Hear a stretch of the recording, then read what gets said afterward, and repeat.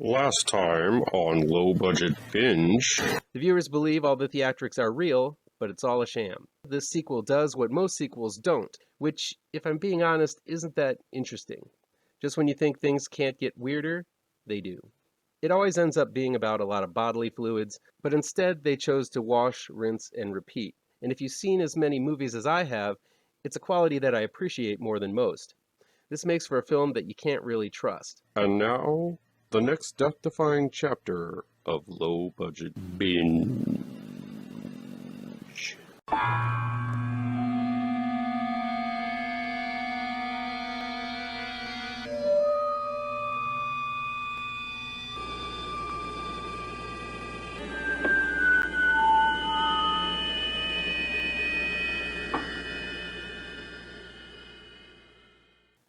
Welcome back to ML Miller Frights, a part of the Kings of Horror Network. I'm ML Miller. While you might be watching this video on the Kings of Horror Network, I urge you to click over to my ML Miller Frights page and give it a like, share with your buddies across the electronic superhighway, click subscribe to this channel, and don't forget to ring that bell for notifications. Please get the word out to new folks so we can make the Kings of Horror Network, as well as ML Miller Frights, bigger and better. Low Budget Binge is where we venture down the paths less traveled and look at low budget, no budget, do-it-yourselves, and sometimes international films that never get that top billing you see in the usual Hollywood releases. I'll indicate in the review and down below where you can find these films, along with their trailers. Here we go. Darkness in Tenement 45 is new on-demand and digital download from Wood Entertainment. It's written and directed by Nicole Groton. After a biological weapon of some sorts hits New York, a group of survivors hunker down in their small apartment complex, divvying up supplies and hoping that one day they might be able to leave the apartment building. When supplies get low, one of the men head out into the unknown to find food and supplies, which causes an uproar for those inside, still starving and slowly losing their own humanity. Sound like a familiar situation? Yeah, we're living it. And while this film wants to tell a tale slightly more extreme than the pandemic lockdown situation we're all in right now, the similarities are abundant. This makes me wonder if people are going to want to watch Darkness in Tenement 45, as this is one of those that might be a little too close and too soon to be deemed as entertainment. Still, Darkness in Tenement 45 is a small and eloquent tale. It looks as if it were set in a timeless era. It could be World War II France, or a poor neighborhood today in New York. Darkness in Tenement 45 reminded me most of the classic Marc Caro and Jean-Pierre Jeunet fairy tale Delicatessen, as that film too depicted an apartment building overcome by poverty and fear of the outside world. The thing is, Delicatessen populated its tenement building with all sorts of odd and eccentric characters. It made venturing in and out of the apartments and corridors of the building an adventure, as the inhabitants had meager means, but vivid characteristics that differentiated them from one another. Apart from a difference in age, gender, and race, there really is nothing spectacular about the tenants in Darkness in Tenement 45. The most interesting detail of the lead, Johanna, played by Nicole Tompkins, is that she sews and dreams of leaving. Not really interesting. There is a side story about a little boy who keeps on hiding and hyperventilating every time he catches a peek at the curve on his sister's developing chest, but that's about it in terms of character. Everyone else serves as background players or varying symbols of friend or foe. I wish writer-director Nicole Groton would have put a little more character into these tenants and made them more distinct, quirky, and interesting. Darkness in Tenement 45 is a decently made and meagerly budgeted film. Its story is okay, but I think some more work on character would have helped me get into the story more. The film deals with isolation and paranoia in a low-stakes but eloquent way, as if it knows the subject matter intimately and communicates that tone very well. I just think that the suffering wasn't pushed far enough and the characters weren't challenged. It simply puts a very thin veil of change over current situations, though, and tells a standard movie with sweet and harmless but forgettable characters. A little more work on the script to punch it up could have elevated this one from good to great. Beast Within is new on-demand and digital download. It's directed by Chris Green and Stephen Morana and written by Matthew Campagna and Rudy Jahchan. No, Beast Within is not a remake of the cicada rape horror flick from the 80s, but this one is more similar to The Beast Must Die, where one of the cast is a werewolf, and the fun is guessing who it is and who will be next for its dinner. A wealthy investor, played by Art Hindle, is throwing a party for the release for his latest online game sensation, a Magic the Gathering style game where one of the players is a werewolf and the rest of the guests are supposed to guess who it is. Hotshot programmer August, played by Steven Morana, who also co-directed this film, is not comfortable with the celebrity attention his work is getting him, and invites an online crush, Cheyenne, played by Holly Devereaux, to the party. But he immediately shuns her due to his nervous nature. Meanwhile, there's a real-life werewolf stalking the guests and chomping down on their vital organs, whittling the large gathering down to a few suspects who are either the werewolf or the prey. Beast Within harkens back to Agatha Christie's And Then There Were None and other whodunits that provides a large cast of suspects for the viewer to guess who will either die horribly or be the murderer themselves.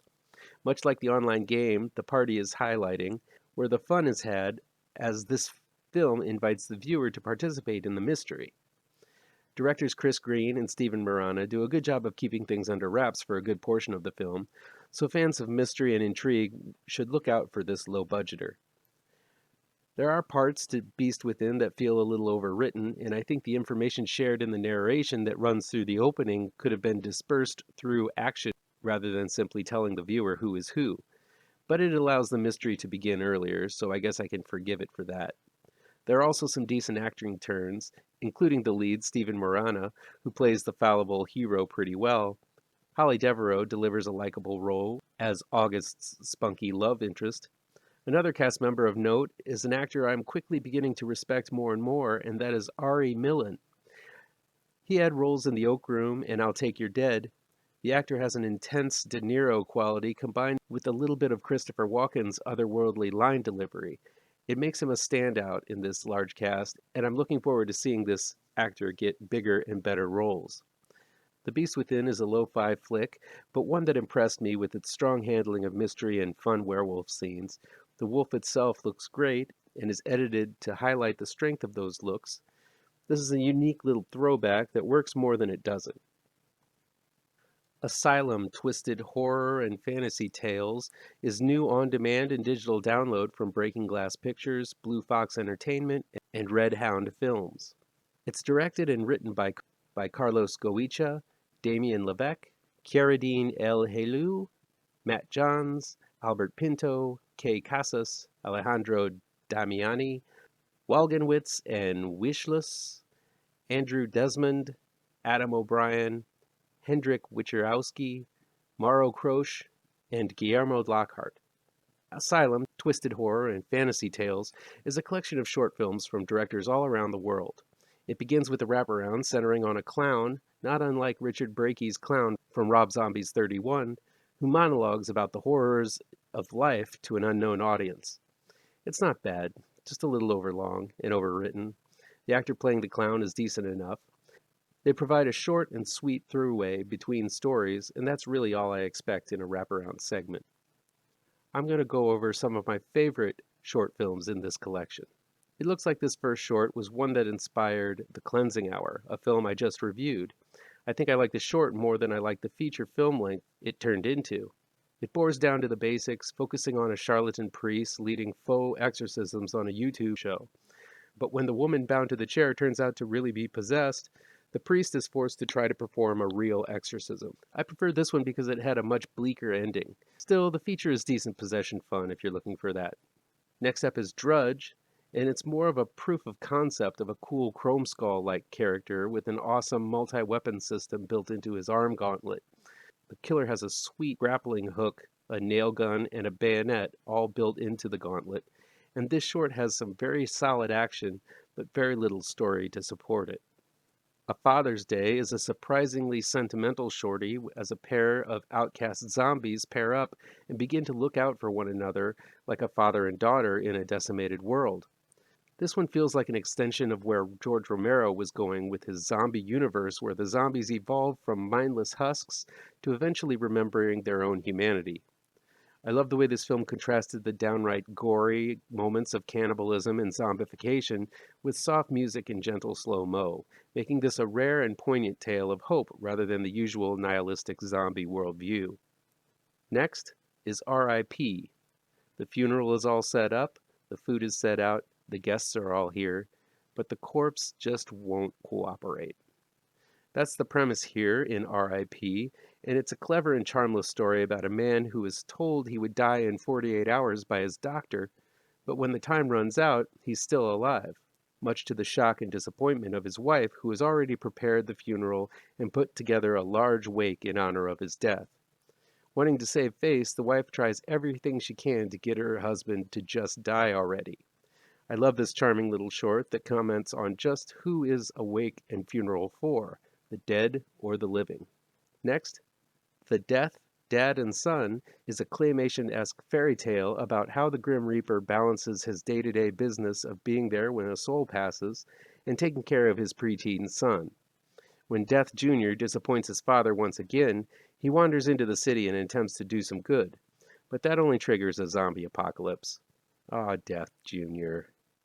Fans of Wallace and Gromit, who long for a grittier and more macabre take on stop-motion animation madness, are in for a real treat with this one. These are only 5 of the 10 short films featured in Asylum, twisted horror and fantasy tales.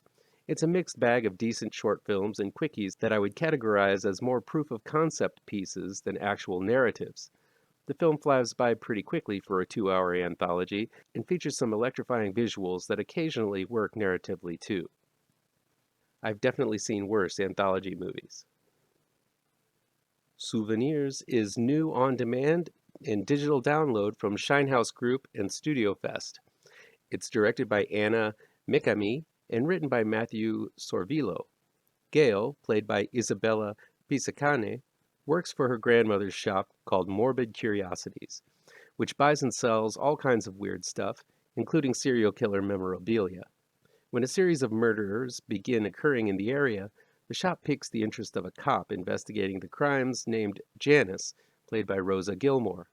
When Gail begins receiving unmarked boxes of memorabilia and strange phone calls identifying the contents of the box as trinkets tied to the most recent killings, she's perplexed as to what to do with it. The killer on the phone reveals to Gail that she may have familial ties to a serial killer herself. With her grandmother, Margot, played by Jamie Donnelly, never revealing any information to Gail about her past, Gail begins to believe what the voice on the phone is saying. Meanwhile, the bodies are piling up, all with ties to the shop. I once went to a serial killer convention on a lark a while back, and it was an extremely odd experience for me.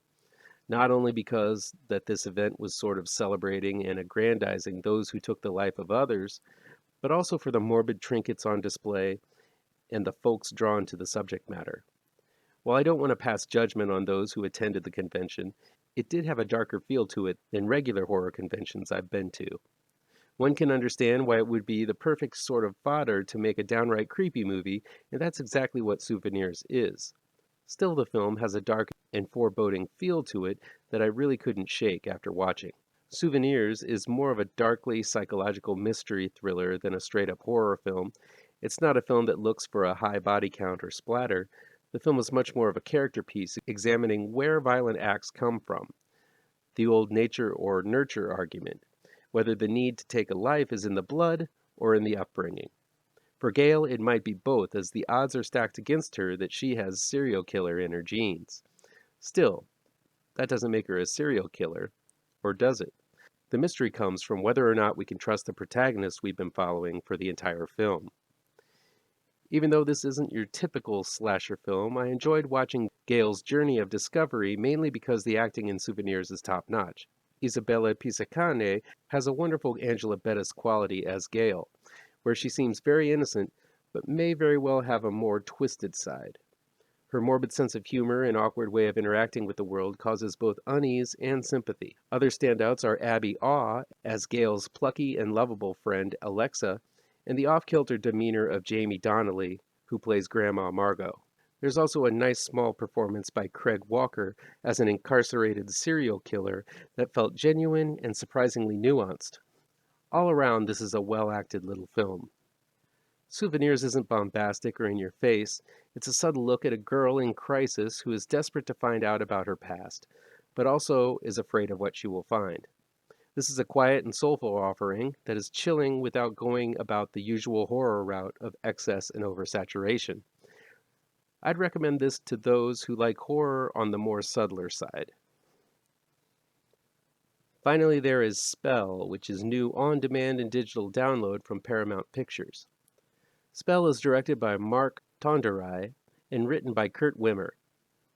When well-to-do lawyer Mark Omari Hardwick gets word that his father has passed, he rents a plane and flies it to the backwoods of Appalachia Territory with his family on board. The plane hits turbulence and ends up crashing. Mark wakes up in the rural home of Eloise, played by Loretta Devine, a practitioner of dark hoodoo magic. Wounded and dazed, Mark has no idea where his family are and who this woman is taking care of him. As he gains his wits, Mark realizes that Eloise is up to no good as she won't let him leave and seems to be preparing for a ceremony taking place on the eve of a blood moon, which is only a few nights away. While Spell isn't perfect, it does one thing that many other films get wrong.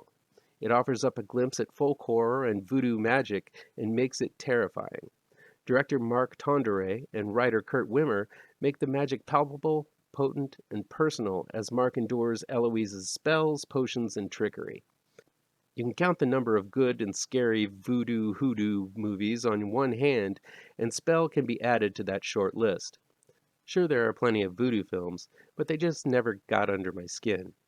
Spell uses the simplicity of the spells, the small details of the potions and powers Eloise uses, and the wince-inducing terrors that Mark endures, and it works. I have to commend this film for getting it right. This isn't anything goes magic going on. Eloise's power has a set of rules that we clearly learn early, which helps make it more threatening. There are numerous scenes that are full of tension, solid scares, and some absolutely toe-curling gore that work where other films attempting to illustrate the power of mysticism fail miserably. In many ways, this is an Appalachia magic version of Misery, with Eloise keeping Mark in bed by any means possible for dark designs. While Spell follows a lot of the same beats as Misery, the down-home setting and use of magic with its own set of rules makes things feel fresh. There's even a scene in Spell that rivals Misery's hobbling scene that is almost as gruesome. It helps a lot that Hardwick and Devine are pretty great together as Mark and Eloise. Eloise seems to have the whole thing planned out, but Mark's originally from the area as well, and his familiarity with the dark arts really makes this a formidable matchup. Despite the solid performances, strong conflict, and apt use of magic, Spell has some pretty big problems. The theme of city folk looking down on country folk is dropped halfway through to make it a much more convenient and conventional ending. When you add the fact that Mark and his family are black but seem to be racist and classist towards the black people from the Appalachian County, it makes things extremely interesting as the subject of interracial classism is one that many in Hollywood wouldn't touch with a 10-foot pole. One might think a dark lesson should be learned in Spell, as Mark and his family all have moments of being pretty uppity towards the poorer community Eloise represents. But while Spell goes there at the beginning, once Mark wakes up at Eloise's place, the theme is dropped almost entirely, and the point is to get the family together and get out alive from these monsters. The finale of Spell is all over the place. In one scene, Mark is in the barn trying to save his family. In the next scene, he's chasing down a police car a mile away, only to be followed by another scene where Mark is back in the barn and taking on Eloise again. The rules established in the earlier portions of the film are tossed out the window to favor Mark's spells. Scenes are set up off camera only to be flashed back to awkwardly, and suddenly this dark art is easily mastered by a novice. The final moments almost undercut the potency of the first hour. I liked a lot of Spell, as it really knows how to make backwoods magic macabre, exciting, and personal. But be prepared to slap your head hard in the final moments, as this film richly misses the landing by a country mile. That'll be it for today. Please chime in the comments and let me know what you think of this video, how on the nose or mind-numbingly wrong I am, or you can counter with your own review. If you like this video, please pound that thumbs up button. Share this video with your social media addicted pals. If you're looking for written reviews, you can find them on mlmillerwrites.com. Don't forget, I have 2 new horror comic book trade paperbacks you should look for. Grave Trancers is out right now, and Pirouette, collecting never-before-published issues, will be out in November 18th in only the finest of comic book stores. And be sure to subscribe to this channel and ring that bell for alerts to be the first to see my future videos. Thank you so much for your time, and take care.